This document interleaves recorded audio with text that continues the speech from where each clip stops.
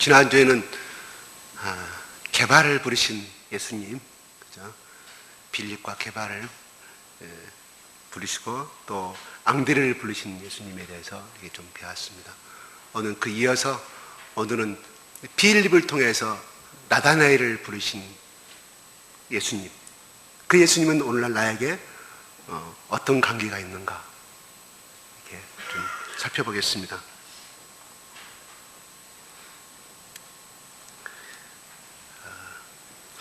예수님께서 12제자를 부르시는 방법은 각기 다 달라요. 부르시는 음성도 다르고. 근데 요한복음에는 유독 이 나다나엘에게는 참 이스라엘 사람이라고 이야기를 합니다. 어떻게 보면 12제자들 중에 가장 하나님을 영접할 수 있는 예수 그리스도의 제자로서의 준비된 자였다고 저는 생각을 해봅니다. 칭찬을 받고 예수 그리스도 제자가 되는 오늘 모습을 볼 수가 있어요. 처음에 빌립이 그 모세 율법에 기록이 됐고 또한 여러 선지자를 통해서 구약의 여러 선지자를 통해서 예언하신 그 메시아를 나다나엘아 나는 만났다. 그래서 같이 가보자고 했을 때 또 나다나엘은 가장 아주 극단적인 부정적인 말을 했던 사람입니다. 오늘 본문 말씀 나오는 것처럼 그 나사렛에서 무슨 선한 것이 나올 수 있느냐고 말합니다. 이 선한 것이라는 것은 착하고 옳음을 나타내는 것이 아니고요. 그 선지자나 메시아 훌륭한 인물이 하나님의 종이 절대 나올 수가 없는 것이라는 의미입니다. 이렇게 오늘 말씀은 이런 말씀으로 대화가 시작이 되는 겁니다. 그는 나사렛을 왜 강하게 그렇게 말할 수 있었냐면은 그는 가나 출신입니다. 나사렛과 나다나엘이 태어나고 자란 곳은 약 4km 정도 떨어져 있는 곳에 성장을 했기 때문에 나사렛이라는 동네를 그 어느 동네보다 잘하는 곳이었습니다. 근데 이 나사렛이라는 의미 속에 빌립이 나다나엘이 말하는 그 나사렛이라는 곳에서 도저히 날 수가 없는 곳이다 이런 말 속에는 상당히 갈릴리 나사렛에 대해서 상당히 비하하는 말, 이 의미가 함축되어 있습니다. 우리가 잘 알다시피 그 아수르 침공으로 인해 가지고 그때부터 많은 그 지역은 혼혈 쪽이 순수 유태인이 아니라 많이 이런 그 신앙도 또 인종도 피가 섞여버린 그러한 곳이었습니다. 그렇기 때문에 그때부터 예수님이 태어나는 바로 그때까지 수백 년 동안 갈릴리 나사렛이라는 곳은 성경에 취급되지도 않고 또한 수많은 역사가들 중에서도 이 나사렛이라는 곳은 아예 취급되지 않은 정말 벌벌 일 없는 그런 곳이었어요. 또 거기는 그 시리아로 가는 그런 길목에 있었기 때문에 그 예부의 그 이방인들의 여행객들이라든가 이런 것들이 머물고 가는 숙박지, 그러니까 좀 혼용된 문화도 떨어지면서 이방인의 문화에 흡수돼 가버린 그런 것들이었어요. 문화 수준 낮고 굉장히 시끄러운 민족 그쪽 지역이라고 이렇게 평가가 났다고 그래요. 그래서 환경도 좋지 않았고 불량스러운 사람도 많았고 그런 정말 이름 없는 그런 곳이었습니다. 그렇기 때문에 아무리 베들레헴에서라든가 에르살렘에서 태어나신 구세주를 메시아를 만났다고 했으면 나다나엘은 그렇게 말하지 아니했을 것입니다. 근데 이 빌립이 포기하지 않고 이야기합니다. 와보라, 강고를 하는 거죠. 와보라, 눈으로 보면 알 것이라고 말합니다. 그래서 이 나다나엘이 이 빌립의 말에 더 이상 버티지 못하고 따라가게 됩니다. 그래서 주님을 만나게 됩니다. 그때 나다나엘은 무슨 이야기를 듣습니까? 47절 같이 한번 읽겠습니다. 시작.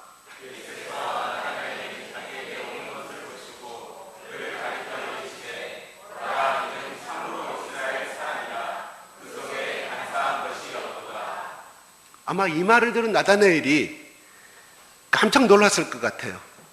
그래서 그런 용기를 내서 그 다음에 또 물어봅니다. 나를 어떻게 아냐고 말합니다. 이 말은 당신 나를 언제 봤다고 그런 말을 합니까? 다소 의외스러운 그런 질문입니다. 그때 예수님이 답변하죠. 48절 읽겠습니다. 시작.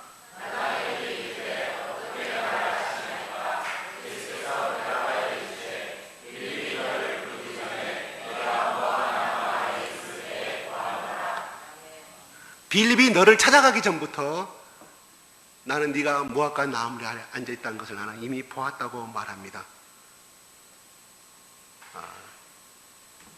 이 말씀은 그러면서 예수님이 나다나엘에게 이렇게 계속해서 말씀하십니다. 50절 끌까요? 읽어볼까요? 시작.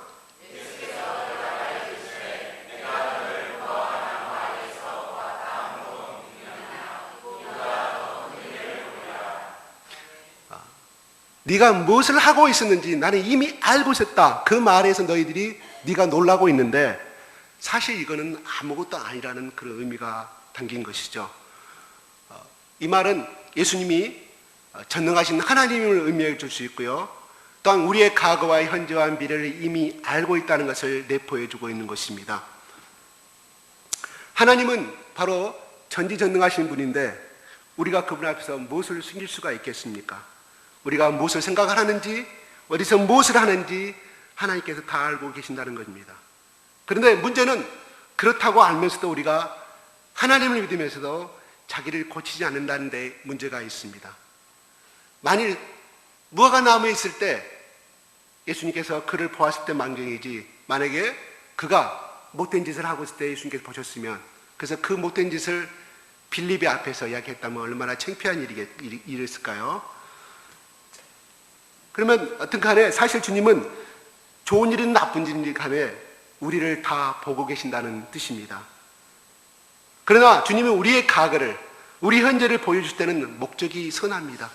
죄를 꾸짖기 위해서, 꾸중하게 해서, 처벌하게 해서, 징계를 하기 위해서 하시는 말씀이 아닙니다. 너 잘못했지, 너 죄 지었지, 이렇게 정죄하시려고 예수님 말씀하신 건 아닙니다. 그렇게까지 해서라도 우리를 믿고 구원받게 하시는 것이 주님의 참된 목적인 줄로 압니다. 오늘 나다나엘의 모습을 통해 복음이 어떻게 사람에게 심어지는가를 볼 수 있습니다. 예수님이 그를 보고 너는 참 이스라엘 사람이다, 그 속에 간사함이 없다고 말씀하고 있습니다. 그런데 정말로 나다나엘이 그렇게 칭찬을 받을 만한 행동이나 말을 했습니까? 오늘 본문에 보게 되면 우리가 보기에는 별로 그런 게 없다는 거예요. 그가 뭐라고 했습니까? 나사렛에서 무슨 선한 것이 나올 수 있느냐고 예수를 소개했을 때 그렇게 튕긴 사람입니다. 친구의 말도 아니하고 그냥 나사렛이란 동네를 전시하는 그런 아주 교만한 대꾸를 하는 것을 볼 수가 있어요. 어떻게 보면 그는 메시아에 대한 잘못된 정보와 편견이 있었던 사람인 것 같습니다. 우리가 때로는 편견은 사람을 죽이고 또한 사람의 인생을 망치는 그런 것을 볼 수가 있어요. 유명한 일화가 있습니다. 이건 실화인데요. 한 사람은, 아버지는 나쁜 병에 걸렸어요. 제가 이 강단에 서기에 좀 말하기 그럽니다. 어머니는 결핵에 걸렸습니다. 첫째도 둘째도 셋째도 다 유전을 받아서 유전이 아니라 오염돼서 결핵을 앓고 또 모슬병에 걸리고 죽어가고 있습니다. 근데 참 불행하게도 더 이상 얘기를 안 놔야 되는데 임신이 덜컥 되었습니다. 이런 이야기를 들었을 때 주위의 친지들이나 아는 사람들은 뭐라고 말할까요? 주위의 의사도 뭐라고 말할까요? 단연코 낙태를 시키자고 하겠죠. 그죠? 왜? 지금 세 번째 아들까지 다 이런데 너희들 낳아서 어떻게 하겠다냐? 또 이런 아이를 낳게 될 거 아니냐? 이런 당연한 편견을 가질 수는 있겠죠. 좋은 편견이죠. 어차피 우리가 다 이성적인 판단이라고 볼 수는 있습니다. 그런데 아기를 낳았어요. 낳았어요. 그 사람이 누군지 아세요? 그 어머니가 믿음으로 낳았어요. 누군지 아세요? 베토벤이에요. 베토벤. 만약에 주위에 그 따라서 정말 그 주위의 의사가 판단하는 것에 따라서 이성적인 논리로 인해서 베토벤을 아기를 낙태시켰다고 하면 오늘날 우리는 그분이 지은 그 유명한 아름다운 곡들을 절대 들을 수가 없었을 것입니다. 그래서 이성적인 판단과 이성적인 논리는 때로는 맞을 것 같지만 하나님 안에서는 절대로 틀리다는 사실입니다.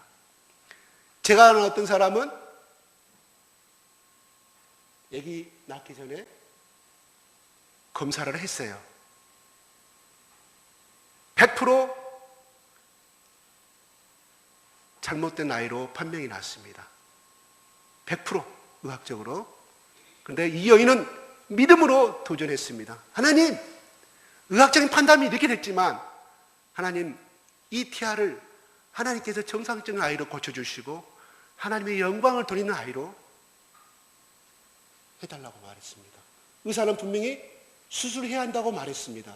그러나 이 어머니는 믿음으로 도전했습니다. 하나님, 세상 사람들이 이렇게 말했지만 하나님께서 이 아이를 통해서 영광을 받으시고 정말 하나님의 자식으로 바치겠다고 한나 같은 소원을 하며 도전했습니다. 그 아이가 태어났을 때 어떻게 됐을까요? 지금도 아주 정상적으로 아름다운 아이로 성장하고 있습니다. 예수님 안에서. 저는 그 엄마의 믿음을 받으시고 하나님께서 이 아이를 정말 성경에 나오는 그 어떤 인물보다 이 시대에 필요한 주님의 자녀로 성장시키시고 그 아이를 통해서 하나님께서 영광을 받으실 줄로 믿습니다. 저는 그 아이가 커가는 걸 지금 내 눈으로 보고 있습니다. 그런데 주님은 이 나다나엘처럼 편견이 있는 사람도 쓰십니다. 그러면서 그에게 말합니다. 그 속에 간사한 것이 없다. 너는 참으로 이스라엘 사람이라고 말합니다. 이게 무슨 뜻일까요?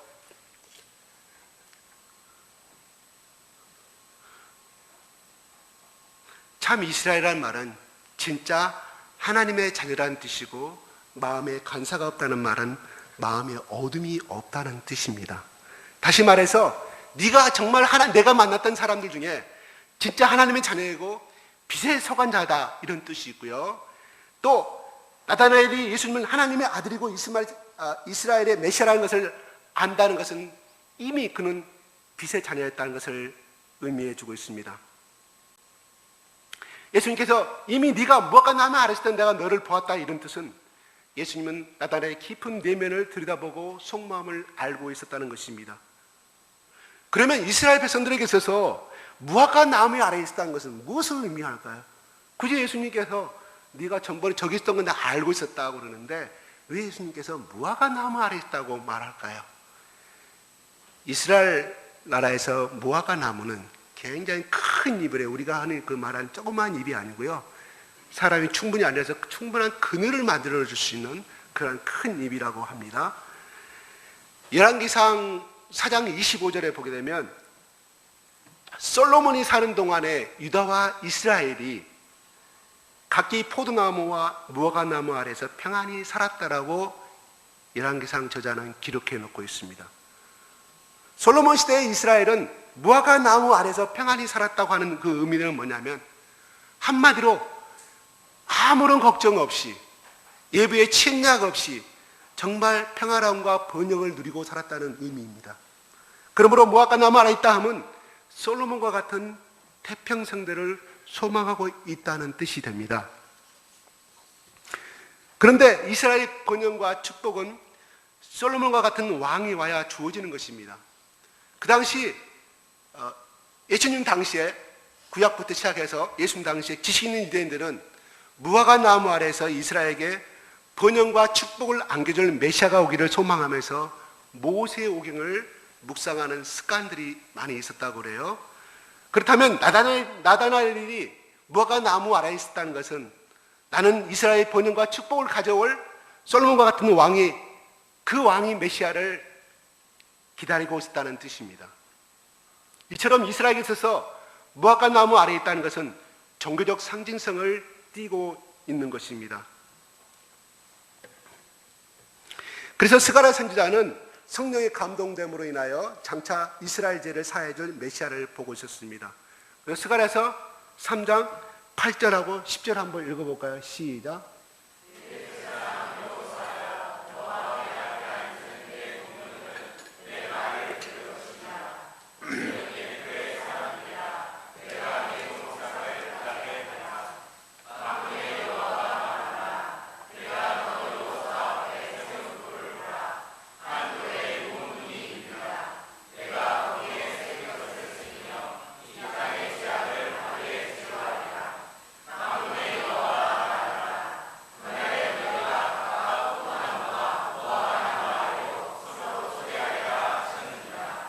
네.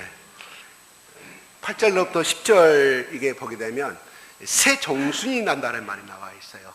결과적으로 이 말씀을 한마디로 하면 새 정순이 나면 무화과 나무 아래로 초대하겠다는 스가랴 선지자가 예언의 말씀입니다. 이 새 정순이란 말은 뭘까요? 메시아를 말하고 있습니다. 그 메시아가 오면 무화과 나무 아래로 평안히 초대하겠다고 예언하고 있습니다. 그래서 그 새 정순, 그 메시아가 오면 이스라엘을 번영케 하고 죄를 씻겨줄 거라는 뜻을 가지고 있습니다. 바로 이 새 정순은 예수 그리스도를 말씀해 주고 있는 거죠. 바로 이 말씀에 의지해서 이스라엘의 말씀을 공부하고 랍비들이나 이 지식인들은 이 예언의 말씀에 근거해서 무화과 나무 아래에서 그 메시아를 고대했던 것입니다. 그러므로 나다나엘은 평소에도 말씀을 묵상하고 하나님을 사랑했던 사람이고 메시아를 매일매일 고대했던, 그 누구보다 고대했던 그런 참 신자임을 알 수가 있습니다.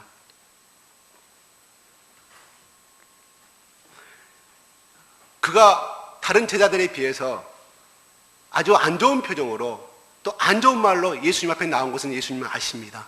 그러나 그가 어떤 말을 했던, 편견을 가지고 나왔던, 어떤 태도로 나왔던 간에 예수님은 그 모습을 보지 않았습니다. 나다나엘의 속에 들어있는 그 마음을 예수님은 보셨다는 것입니다.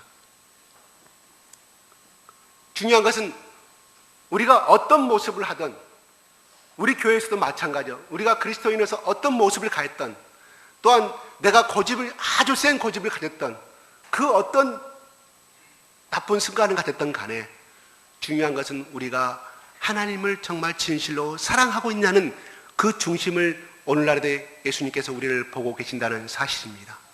그게 중요합니다. 예.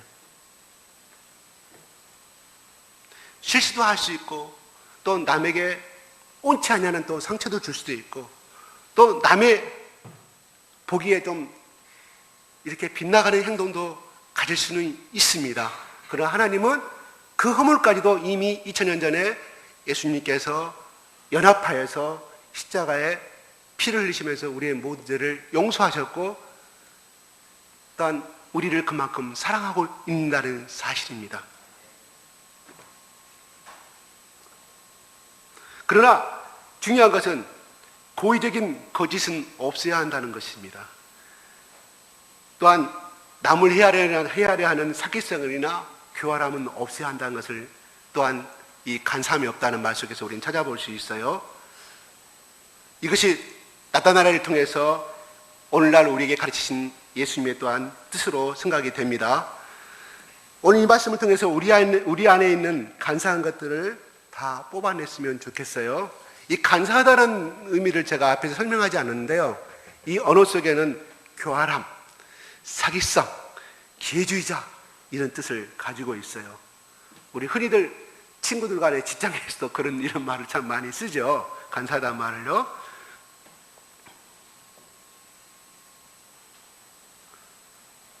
정말로 하나님이 미워하는 그런 인간의 악한 모습을 이렇게 이 간사하다는 말로 표현해 두고 있습니다. 또한 이 간사의 명사를 보게 되면요, 미끼, 낚싯바늘, 올가미 이런 뜻이 있고요. 교활, 술책, 기만, 계략, 관계를 또 의미한다고 합니다. 첫째로 우리가 이 간사함에 대해서 한번 살펴보면은 간사함은 또한 변덕을 볼 수 있어요. 시몬에게 예수님께서 뭐라고 별명을 주세요? 개바라고 주시잖아요. 큰 바위란 의미를 주고 있죠. 이 말은 뭐 말이에요? 바위처럼 든든하고 변하지 말아라는 뜻을 가지고 있는 거죠.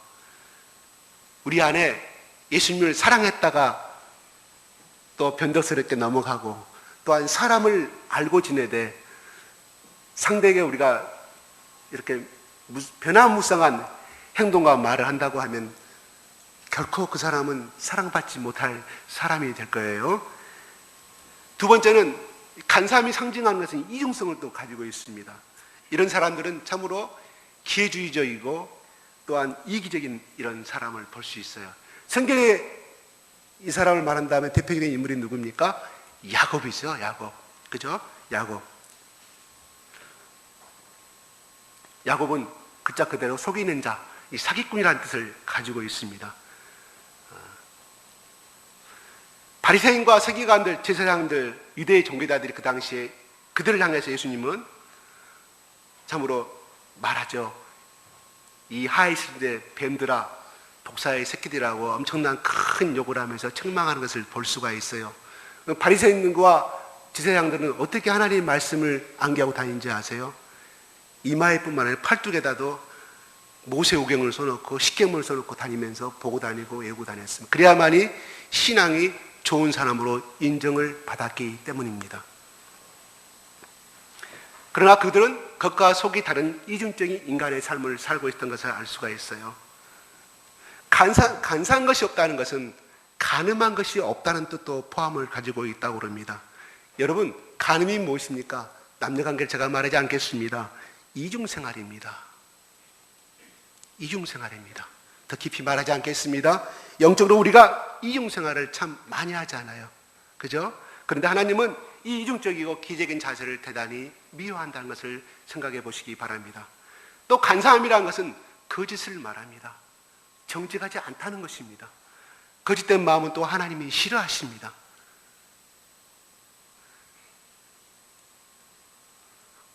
우리가 흔히들 하나님 말씀대로 정직하게 이 세상을 살다 보면 손해보는 것이 참으로 많다고 이야기를 합니다. 맞습니다. 손해보는 거 있습니다. 남들 다 진급하기 위해서, 또한 직장에 승진하기 위해서 공무원들 사이도 마찬가지로 엄청난 노비를 하잖아요. 그러나 우리 크리스찬들은 그냥 하나님 뜻대로 기도한다고 정직하게 도전을 하죠. 그러다 보면 진급도 늦어요. 또 승급도 늦어요. 괜히 손해의식이 들잖아요. 그죠? 이게 또 우리 인간의 마음이에요. 크리스찬들의. 하나님, 내가 하나님 때를 간구했고 그 누구보다 열심히 했고 나간 주일 예배도 열심히 생겼고 11절도 열심히 했는데 하나님, 저 사람은 나보다 2년이 빠르게 진급하고 있어. 나는 무엇입니까? 또 어떤 사업하는 사람은 정말 세금을 정말 디테일하게 정직하게 세금을 냈는데도 나중에 세무조사 나와가 더 얻어맞습니다. 잘못한 것이 아닌데 직원 자체가 잘못 기입하는 바람에 그게 또 꼬투리가 돼가지고 그래서 손해보는 사람 참 많이 있습니다. 근데 제가 자신 있게 말씀드리는 것은 하나님 말씀대로 했다가 손해보는 것은 그건 하나님의 책임이고 하나님께서 그것을 보상해 준다는 사실입니다.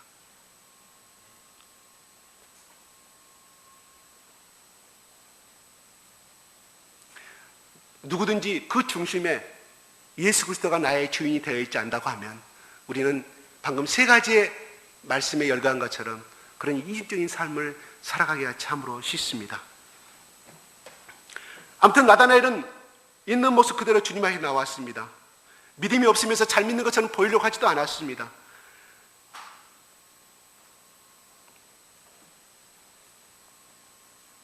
중요한 것은 우리 속에 그 간사함이 있는가 없는가, 하나님이 싫어하는 그 마음을 갖고 우리는 신앙생활을 하고 있는가 하는가를 자기 자신을 살펴보고 나온 것이 중요합니다.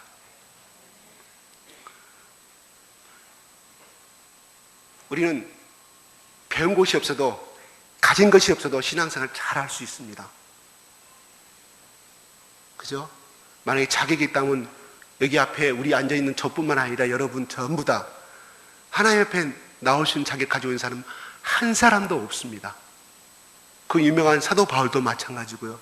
그 유명한 베드로도 마찬가지고요. 오늘 본문에 나온 나다나엘도 마찬가지고요. 나다나엘은요, 이렇게 예수님의 고백하잖아요. 하나님의 아들이라고 참 메시아를 고백을 합니다. 근데 이렇게 처음에 선뜻 메시아를 영접하지 않은 나다나엘이 예수 그리스도를 영접하고 그는 소아시아와 터키와 저 인도의 마드라스 항구까지 내려갑니다. 그래서 그가 거기서 순교를 당하는데요. 몽둥이로 이렇게 죽었다고 그래요. 그래서 그 인도 사람들이 예수를 전도한다 그래가지고 몽둥이로 당장에 죽인 게 아니라 서서히 고통시켜가면서 죽였다고 그래요. 그래서 살이 떼서 하나씩 다 이렇게 칼로 뜨듯이 그렇게 해서 죽였다고 그래요. 몽둥이로. 그래서 일부는 그 인도 마드라스 항구의 바다에 뿌려졌고요. 지금도 그 시신이 나다나엘이 세운 교회가 지금도 그 지역에 우리 가보셨어요? 네, 저도 책에만 봤습니다. 그래서 그 항구에 그 부근에 있고요. 그 교회도 지금도 있다고 합니다. 참 위대한 삶을 살다간 참 인생이 되었습니다. 오늘 저는 우리 모두가 나다나엘처럼 될 수는 없지만 우리 예수님께서 이 시간 나타나셔서 너희 약함과 너의 연약함을 다 알지만 너는 참 이스라엘이다.